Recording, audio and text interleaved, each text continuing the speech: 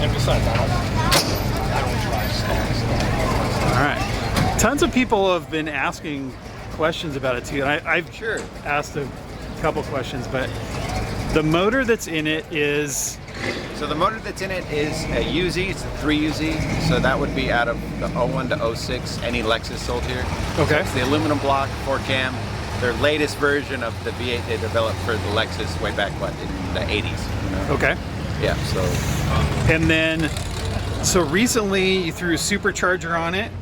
Yes. So there's a company out of New Zealand, Late Manufacturing. They make an adapter plate that bolts a bunch of different superchargers, but this is the 03 to 04 Mustang SVT. So this is a M112 Eaton.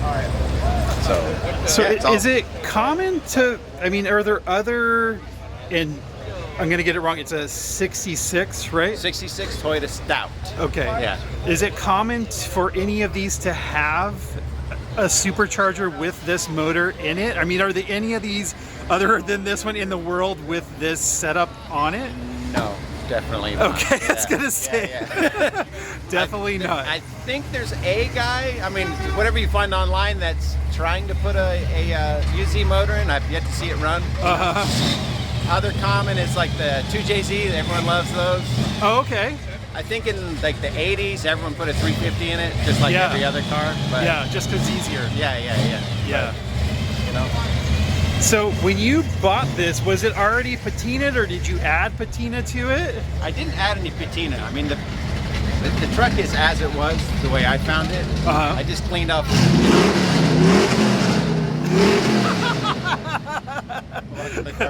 There you go. Yeah, I just cleaned up all the oxidation.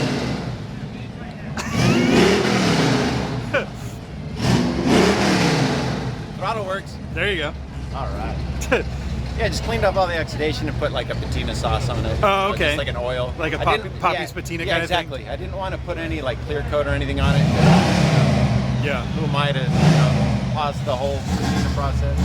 Yeah. The only fake patina is on the engine on the valve cover. Just to kind of like melt everything together. Kind of, I don't know, make it match, I guess. Right. Oh, okay. Yeah, that's one thing too that I think, I can't believe like what, you know, a pretty amazing job you did. So what did you use to do that? It's a lot easier than people think. So you start with your base red primer, then you add your top coat to match the factory body color, and then you just scuff it down until it looks, you know, until you're happy with it. And what did you use to do, like a Krylon type thing, or did you use? It's actual automotive paint. Oh, it is actually the same primer that's on the wheels. Oh, okay. Yeah, these are US wheel. They're 17 by 7s and 8s.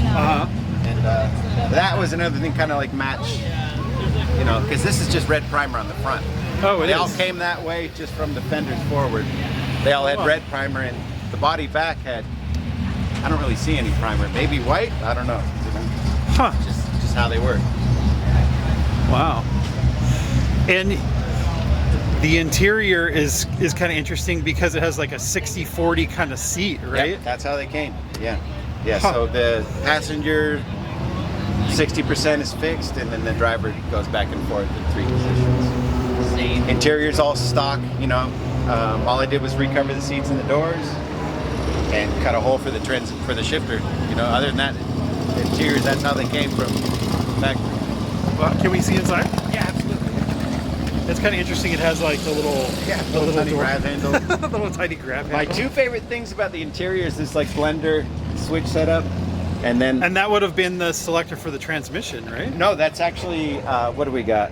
We got wiper, parking lights, and headlights. Oh, right wow! there. I figured that was like a push button transmission, like a that's your headlight like a switch. Plymouth would have had. Yeah, really cool. And then on this side, this was they showed you a little sticker here warning for how fast you can go for each gear on that. What? Sticker. Yeah. Really? Yeah. It's amazing that is still intact. Yeah. Did you re-put that on, or is that just never? They all came that way. That's actually I got one out of Cave Toyota in Long Beach. They sell all those stickers remanufactured. Wow. Just a little touch to, you know, kind of tie everything together. That's really cool. Did you remake these too? So this was steel. I put speakers in there and then just kind of, I don't know, just put some burlap on there so it could actually breathe, actually Yeah. let the sound through, and kind of look, I don't know, kind of match the rest of the vehicle. I think it looks cool like that. It almost looked like they're supposed to be like that. I don't know what was supposed to be there from the beginning. Maybe this was an access panel just so you could get that window regulator in there. Otherwise, there's no way to get your hand in there to. And did you recover these? Yes. Yeah. Wow. They look like if you were to just glance that they were painted. Sure. No. Yeah. I think this is like some medical vinyl. They're using like dentist office and stuff like that. It was the closest color I could get to what factory was. Factory was always blue on the door panels, or body color. Yeah. And then the seats were always black, and I never looked the like of the black seats. Yeah, they look good this color. Yeah. And then the parking brake was here, or did you relocate it? That is that's an aftermarket. I forget the brand. It's really common. But the parking brake used to be a T-handle right in the center, but with all the HVAC and all that stuff, there's just absolutely no room for it. So that all way.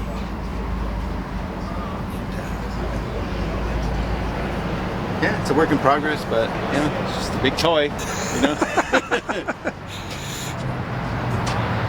So it's on air. It's got R154 Super transmission, the Mark III Super transmission, and then the rear end is a Toyota 7.5 inch. That would have come in like 80s and 90s Toyota two-wheel drive, which it's that has an Eaton True Track in it for somewhat of an LSD. But, I mean, thing's stout, it goes, makes all the right noises, and it's just my big toy.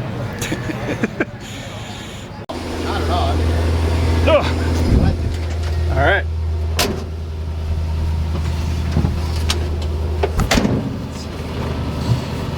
Do you wear your seatbelt in this? Yeah. Oh yeah. You know what? I was, for whatever stubborn reason, I was against having seatbelts in it until I saw that. Was that Mercury Comet? I saw that video and I was like, okay, this thing's getting belts.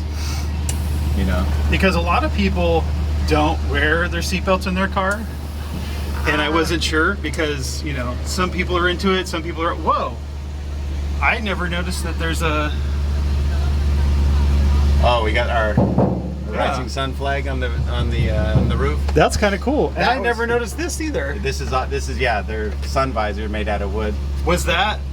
This is factory. This is how the That's truck how it came. was when you got it. Yeah. That's how they came. One visor that's made out of plywood. That's really cool.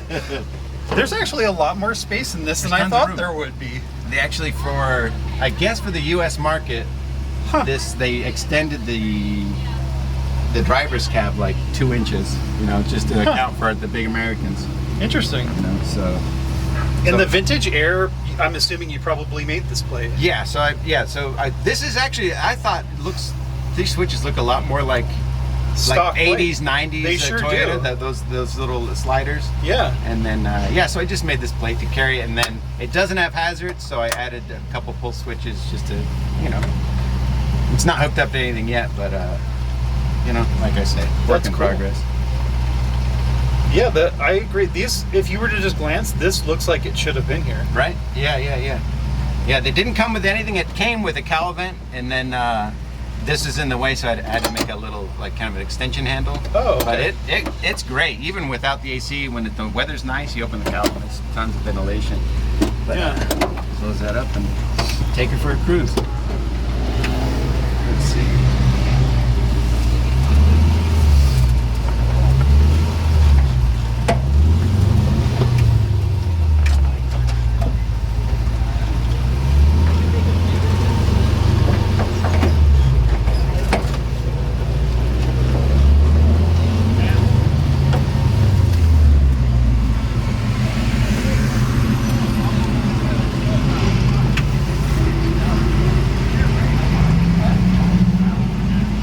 So all the gauges work except for the fuel gauge. I haven't got that. I noticed one you got figured the out accessory yet. one going on there. Yeah, there you go.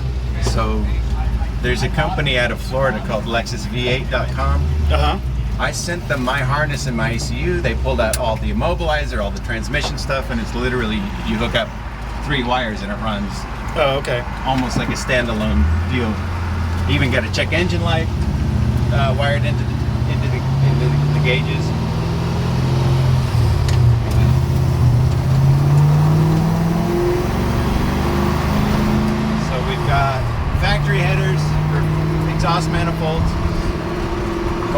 2¼ stainless into an X pipe, into just, I believe they're Summit's brand stainless mufflers, like their Magnaflow knockoffs. And sounds good. I think it sounds good. Yeah. You know, it's quiet when you're cruising, and it gets loud when you get on it. You know. Yeah, and it doesn't even sound. It sounds super quiet. Yes. Yes.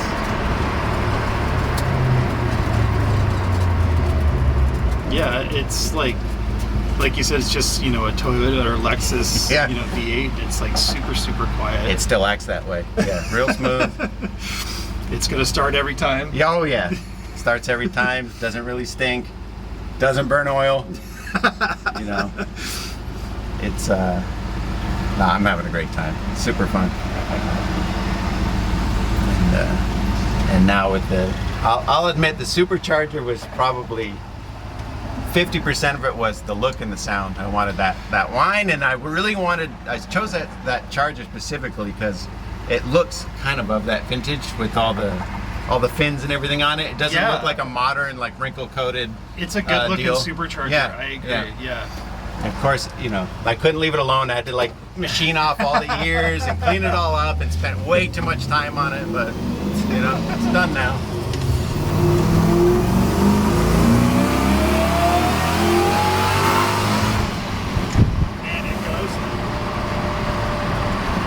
Sure pulls. Yeah, I mean, it's not stupid fast. There's lots of faster cars out there, but that's not what this is for. It's just for cruising. No. But I mean, how much does this thing weigh? I haven't scaled it. I think I want to say around 2,800 pounds. You know, it's pretty light. I mean, Pretty light this for is a truck. very light truck. Yeah, there's not much going on with this thing. No, for sure. But you know, people ask me when I did the swap, like, oh, are you sure the frame can handle it, this and that? Like, that's another thing that I wanted to ask you. Sure. Somebody asked me, is they're like, oh, this thing has to be on like a full chassis or something. It's not, right? this is the stock Stout chassis, so it's fully boxed 3/16 from the front, I want to say, until the first leaf spring shackle. And beyond that, when I did the airbags before the V8 swap, I put a 4-link in there, just to make it easier for it to go up all the way up and cycle all the way down. Right. So I mean, it hooks, it drives straight, like it's, you know, the front geometry kind of shows its age, and also that it's slammed, that it's not ideal, but I mean, it drives straight, it brakes straight, it goes fast. You know, that's all I ever wanted out of this. Right. Yeah. I mean, you didn't build it to do like road course work, No. obviously. This is for just cruising around. Yeah.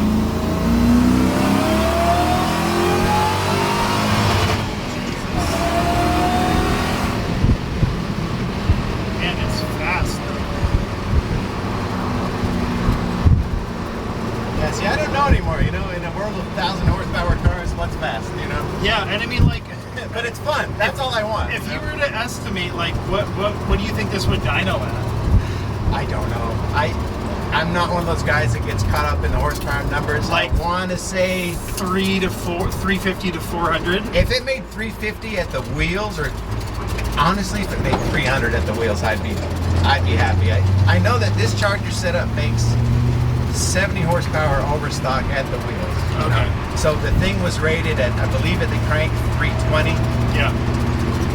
maybe high threes at the crank. Yeah. Who knows? Maybe low threes at the wheels.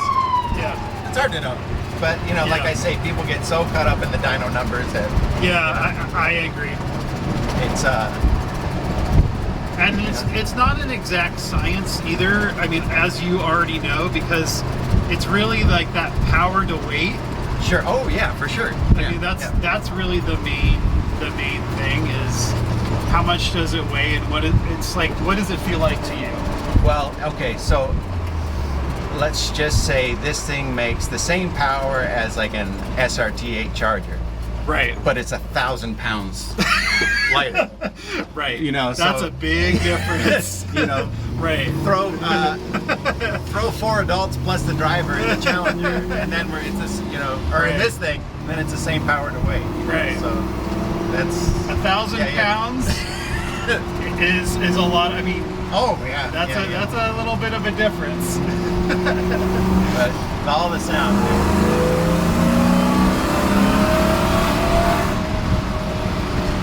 Man.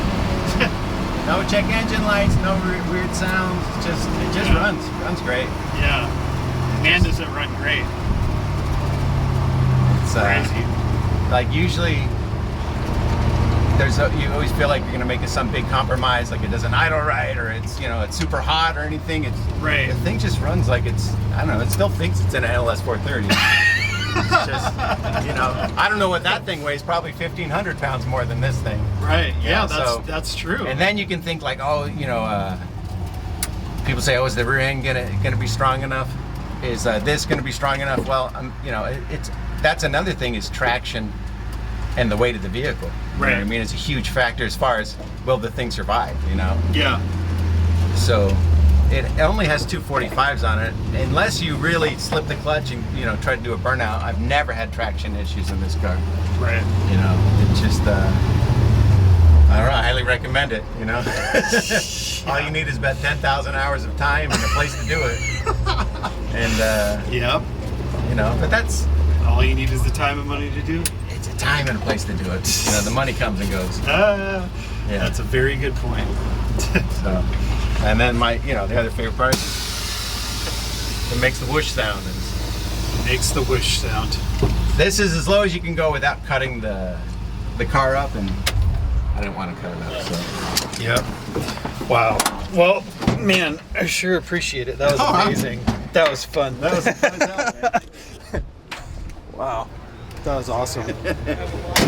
Yeah, some people always ask, like, oh, is it fast? I'm like, I don't know. Yeah, it sure is, man. Yeah, That's yeah. awesome. Thank All right. you. Take care. Good to see you. Appreciate it.